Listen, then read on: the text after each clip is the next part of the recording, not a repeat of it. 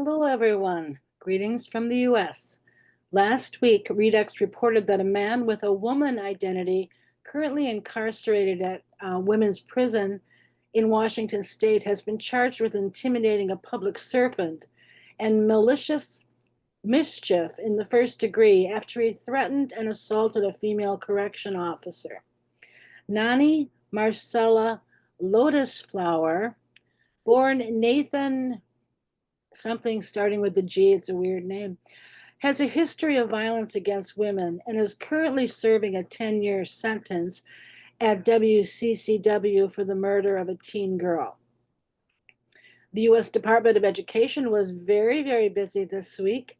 On the 25th, the department's Office of Civil Rights opened an investigation into Portland Public Schools amid allegations that it has violated Title IX by allowing a male athlete to compete in girls' interscholastic track and field events on March 19th and permitting the male athlete to use the girls' locker room while female athletes were changing. The male athlete in question, Ada Gallagher, recently took the first place trophy from female competitors in the 200 and 400 meter dashes, beating his closest female competitor in the 400 by over 7 seconds and setting season records.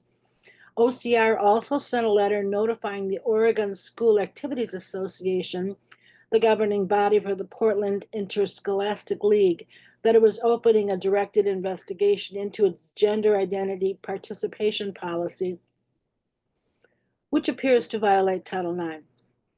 On the 27th, Education Secretary Linda McMahon sent a letter to California Governor Gavin Newsom requesting clarity about his stance on whether male athletes should be allowed to compete on girls and women's sports team after stating he found their participation deeply unfair on a recent podcast, and to inquire as to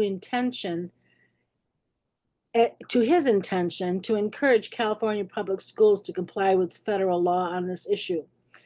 The secretary suggests that a great place to start protecting girls in California K through 12 schools is to repeal the state code allowing students to participate in sex-segregated school programs and activities and use facilities consistent with his or her gender identity by calling on your legislature to pass AB 844.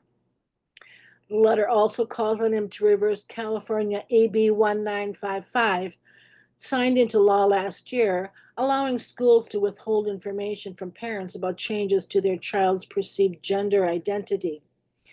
Ed asserts AB 1955 violates the Federal Family Education Rights and Privacy Act, or FERPA, which gives parents the right to access their children's educational data.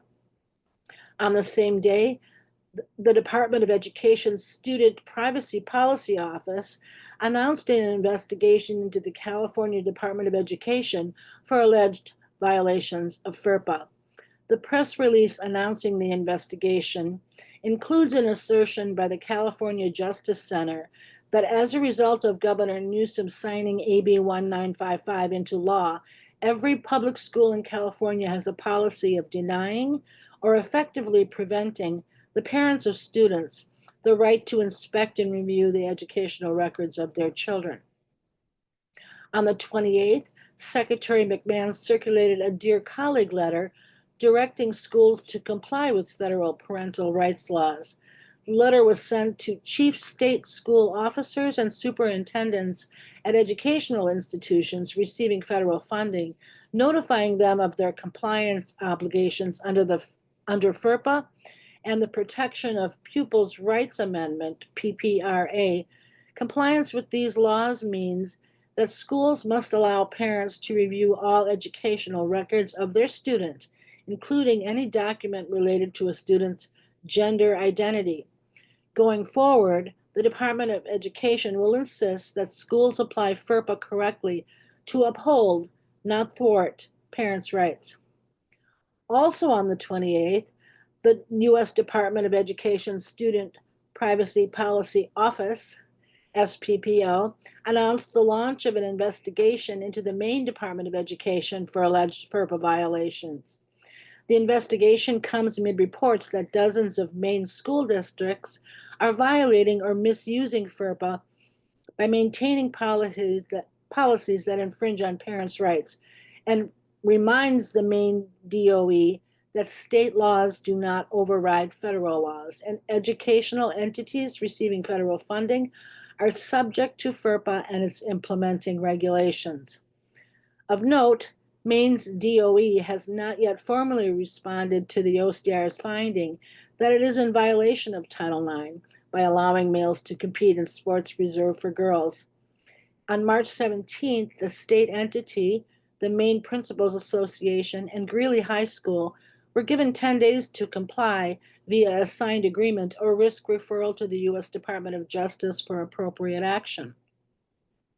The Principals Association, which oversees high school sports in the state, and School Administrative District 51, which includes Greeley High School, have both said they will not comply with the agreement, citing state law and the Maine Human Rights Act. And finally, in yet another reminder that courage calls to courage, XXXY Athletics recently tweeted, apparently our Real Girls Rock t-shirt, worn by Brave School Board member Nancy Rumfeld, sparked a 4-hour school board meeting that needed 2 overflow rooms to accommodate all the people that wanted to speak out about it. In an opinion piece published in Loveland, Colorado's Reporter Herald, local resident John Mark Patterson states that he is saddened by the campaign of abuse organized against Nancy Rumfeld, a director on the Thompson School District School Board, who is often in the minority when the board votes, but she speaks for many in our community and puts children first. He advocates that instead of pearl clutching and charging Nancy with thought crime, we should instead look closely into actual policies adopted by the TSD board that might truly put children in physical and emotional danger. And that's all I have today. Thank you. Hello from Canada. In Canadian news this week, Canadian nurse and women's advocate Amy Ham has been fired by her employer, Vancouver Coastal Health, following the guilty verdict in the case of professional conduct brought upon her by the BC College of Nurses and Midwives. WDI Canada responded to the BC College of Nurses and Midwives with a letter expressing our concern at the outrageous decision their panel made. Canada will finally have a federal election on April 28th. WTI Canada will be sending a survey out to all MPs and MPPs to get an idea of where they stand on women's sex-based rights. A paper published in the Canadian Pediatrics Journal reveals that pediatricians in our country are still being encouraged to charge full steam ahead with what they call gender-affirming care for minors, ignoring the mounting evidence of the harms of puberty blockers. The paper encourages puberty suppression and suggests that parents who do not affirm may be at risk of harming their child. And finally, finishing off with some good news, Dr. Linda Blade was awarded with the King Charles Coronation Medal last week, awarding her for her work in the field of sports. Congratulations, Coach Blade. And that's all I have today.